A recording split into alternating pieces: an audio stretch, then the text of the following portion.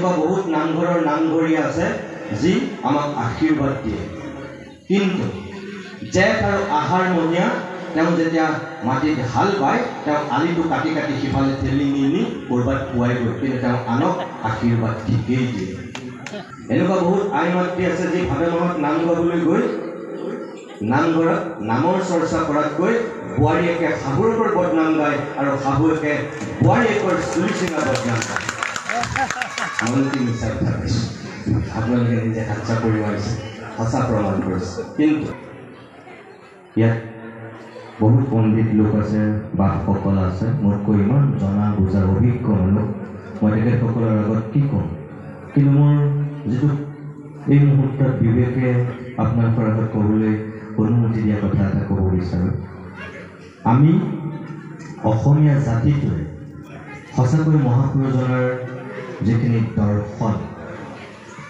সম্পূৰ্ণৰূপে বাৰু আমি এই 600 বছৰ হোৱাৰ সময়তো হৃদয়ংগম কৰিব পাৰিছোঁনে? আমি লৈ যাব পাৰিছোঁনে? এই যে 4 দিনীয়া 3 দিনীয়া 5 দিনীয়া কাৰ্যসূচীৰে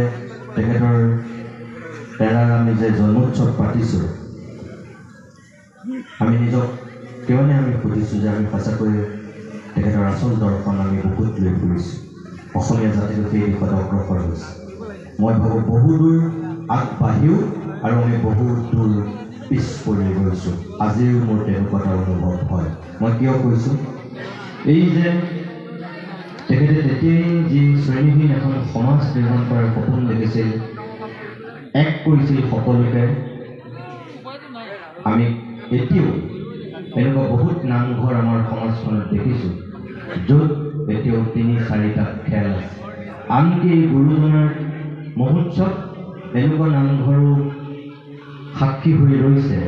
য'ত পুৱা এটা খেলে নাম কৰিছে, দুপৰীয়া আন এটা খেলে তাত নাম পাতিছে আৰু গধূলিলৈ বেলেগ এটা খেলে তাত নাম পাতিছে। আমাক গুৰুজনে তেতিয়া শিকোৱা নাছিল, আমাক এক হ'বলৈ শিকাইছিল। গুৰুৱে এক কৰিছিল, আজি আমি ভকতে ভাগ কৰিছোঁ। এই যে যিবিলাক এতিয়াও খামখেয়ালি যিবিলাক আমাৰ মাজত দ্বন্দ্ব হাই কাজিয়া কিবা কিবি হৈ আছে নামঘৰ কেন্দ্ৰিক, এইবিলাকৰ কেতিয়া পৰিত্ৰাণ হ'ব, কেতিয়া অৱসান ঘটিব? মহাপুৰুষজনৰ অনবদ্য সৃষ্টিসমূহৰ ভিতৰত সত্ৰ আৰু নামঘৰ আটাইতকৈ উচ্চতম আসনত থকা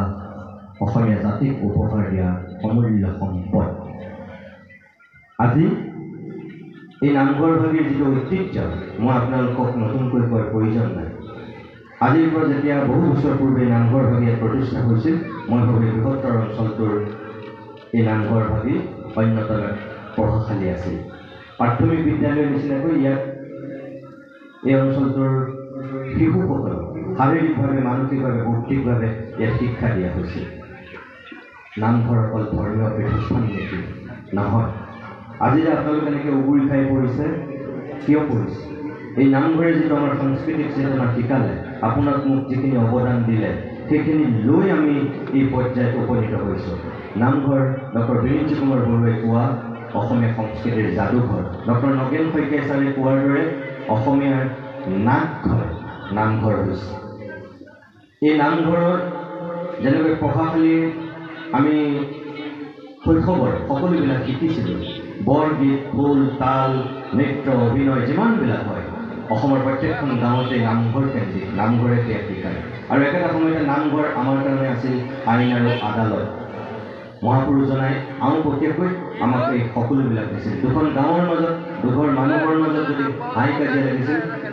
কোৰ্ট কাছাৰীলৈ যোৱাৰ পূৰ্বে সেই নামঘৰতেই তাৰ বিচাৰ হৈছিল। নামঘৰে দায়দান কৰিছিল, যি ন্যায় সেয়া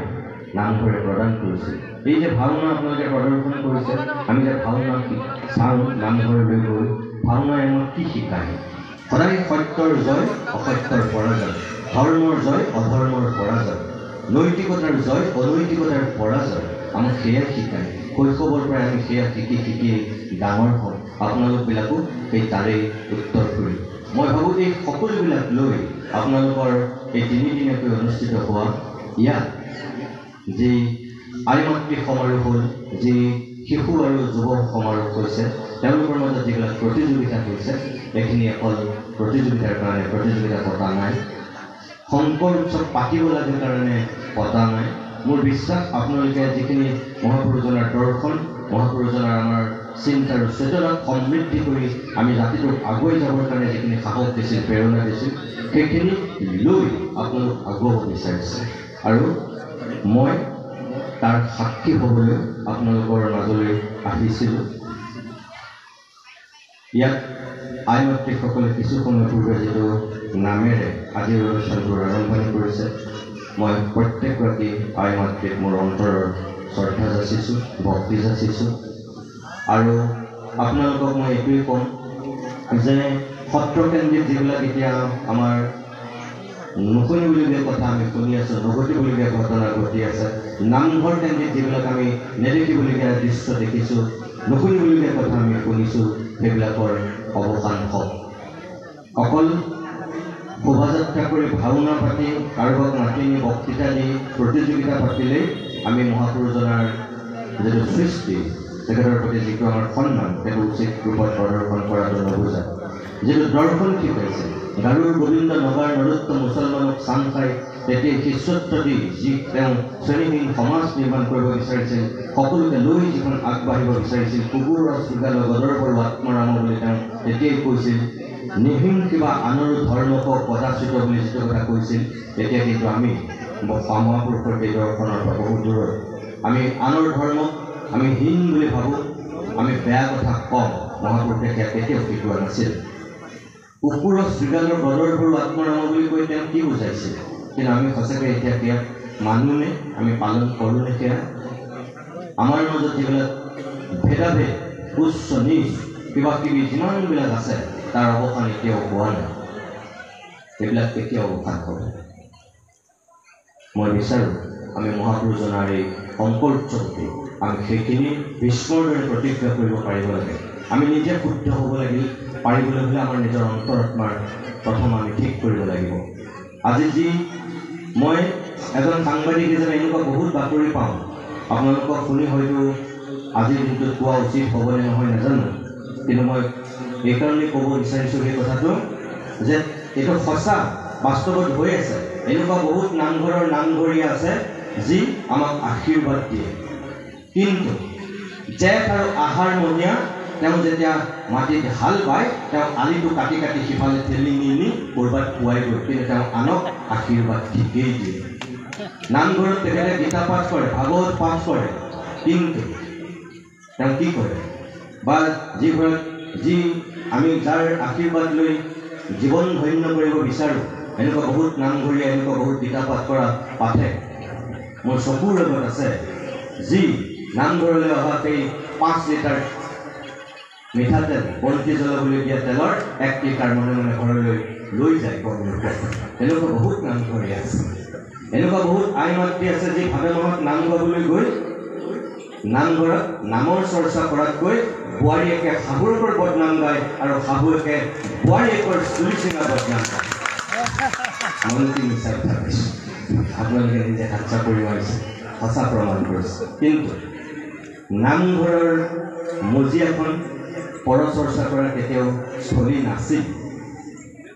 আমাক গীতা পাঠ কৰা পাঠকজন আমাৰ কাৰণে সদায় চিৰনমস্য ব্যক্তি হ'ব লাগিছিল নামঘৰীয়াজন সদায় সেই পৰ্যায়ত থাকিব লাগিছিল কিন্তু নাই থকা এনেকুৱা বহুত সত্ৰও আছে যি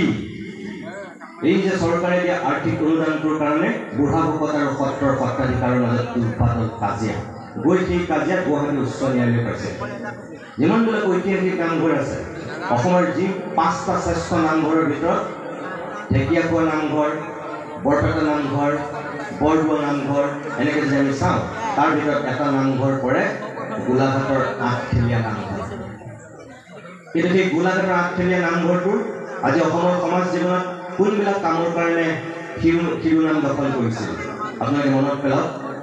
এই দুৰ্যোধন আৰু দুঃশাসন ভীমৰ যেনেকুৱা যুদ্ধ হয় ভাওনা ঠিক একেধৰণৰ যুদ্ধ হৈছিল নামঘৰৰ মজিয়াত দুটা পক্ষৰ মাজত একমাত্ৰ নামঘৰটোলৈ চৰকাৰে দিয়া অনুদানৰ কাৰণে দুটা পক্ষৰ মাজত এনেকুৱাই কাজিয়া লাগিছিল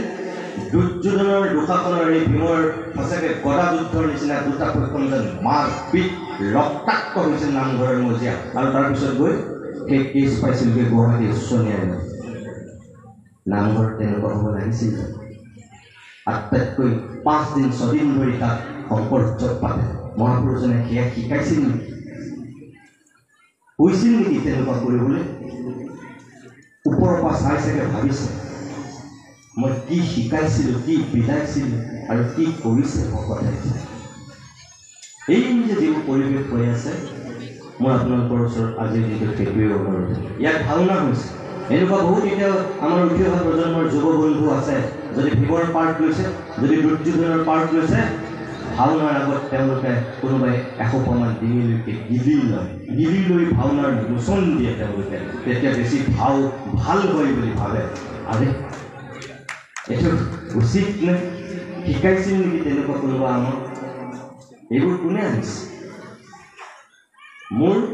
আপোনালোকৰ প্ৰতি এইটোৱেই অনুৰোধ যে আমি সংস্কৃতি কৰি ৰাখিব লাগিব সাহিত্য কৰি ৰাখিব লাগিব আমাৰ যিটো জাতীয় চেতনা মহাপুৰুষে দিয়া যিটো চেতনা সেইটো আমি সঁচা শুদ্ধ ৰূপত ধৰি ৰাখিব পাৰিব লাগিব লোকক দেখুৱাই আমি কিছুমান কথা ক'লে নহ'ব নিজে আমি ভ্ৰষ্টাচাৰী আমি মহাভণ্ড কিন্তু আমি আনক নৈতিকতাৰ পাঠ শিকাম নৈতিকতাৰ চৰিত্ৰ শিকাম মানুহে চাই থাকে আজি সকলো পৰিষ্কাৰ কোন কিমান নিকা কোন কিমান স্বচ্ছ কোন কিমান পবিত্ৰ চাই থাকে মানুহে আপুনি ভণ্ডামি কৰি মানুহৰ পৰা কেতিয়াও সেই শ্ৰদ্ধা ভক্তি সেই ভাল ভক্তিটো আদায় কৰিব নোৱাৰে আপোনাৰ টকা আছে কাৰণে কোনোবাই আপোনাক ভয় কৰি শ্ৰদ্ধা কৰিব পাৰে কিন্তু সেইটো অন্তৰৰ শ্ৰদ্ধা নহয় অন্তৰৰ ভক্তি নহয় সেইটো বাহ্যিকতা ভয় আপোনাৰ টকাৰ জোৰে কিন্তু যিটো অন্তৰৰ শ্ৰদ্ধা ভক্তি ক'ৰ পৰা মানুহজনৰ ব্যক্তিত্ব মানুহজনৰ পাণ্ডিত্য জ্ঞান গৰিমা দক্ষতা যোগ্যতা সকলো ফালৰ পৰা যিটো আমাক মহাপুৰুষে দিছে মোৰ আপোনালোকৰ প্ৰতি সেয়াই অনুৰোধ যে আমি লোকক দেখুৱাবৰ কাৰণে শংকৰ উৎসৱ পাতিব লাগে কাৰণে শংকৰদেৱৰ তিথি বা শংকৰ উৎসৱ জন্মোৎসৱ সময় পালেহি আমি পাতিম সেইটো হ'ব নালাগে আমি আন্তৰিকতাৰে মহাপুৰুষৰ অৱদানক আমি সঁচাকৈ উঠি অহা প্ৰজন্মৰ মাজত বিলাব লাগে শিকাব লাগে এই কাৰণে যে আমি অসমীয়া জাতি আৰু অসমীয়া জাতি বুলি ক'লে আমি যাক আত্মা বুলি কওঁ যি আমাৰ গোটেই জাতিটোৰ মেৰুদণ্ড নিৰ্মাণ কৰিছিল তেৰাই আছিল মহাপুৰুষ শ্ৰীমন্ত শংকৰদেৱ অসমীয়া জাতিৰ আত্মা গীত নাট বাদ্য খোল সকলোবিলাক দিয়া একমাত্ৰ মহাপুৰুষ জনাই আছিল গতিকে আমি তেওঁৰ লগত গুগুৰি খাই পৰাটো স্বাভাৱিক আপোনালোকে ইয়াত গুগুৰি খাই পৰিলে মই ভাবোঁ যে আপোনালোকৰ উঠি অহা প্ৰজন্মৰ মাজত যিটো সাংস্কৃতিক চেতনা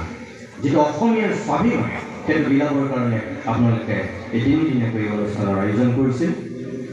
আপোনালোকৰ সকলোৰে তাক যি সহযোগিতা তাৰ মই শলাগ লৈছোঁ ক'ৰবাত এনেধৰণৰ অনুষ্ঠান পাতোঁতে খামখেয়ালি থাকে দুই এক মতবিৰোধ থাকে সেয়া স্বাভাৱিক আপোনালোকৰ ইয়াত তেনেকুৱা পৰিৱেশ হৈছে নে নাই মই নাজানো কিন্তু সেই সকলোবিলাক লৈ মিলাপ প্ৰীতিৰে মহাপুৰুষজনাৰ চৰণত আমি নিজকে উৎসৰ্গিত কৰি আমি নিজৰ দায়িত্ব আৰু কৰ্তব্য পালন কৰিলে আমি আচল ৰূপত তেওঁৰ জন্মোৎসৱ পতাৰ সাৰ্থকতা থাকিব ইয়াকে কৈ আপোনালোক সকলোকে পুনৰবাৰ সেৱা জনাই মই দুআষাৰ ইমানতে সামৰণি মাৰিছোঁ নমস্কাৰ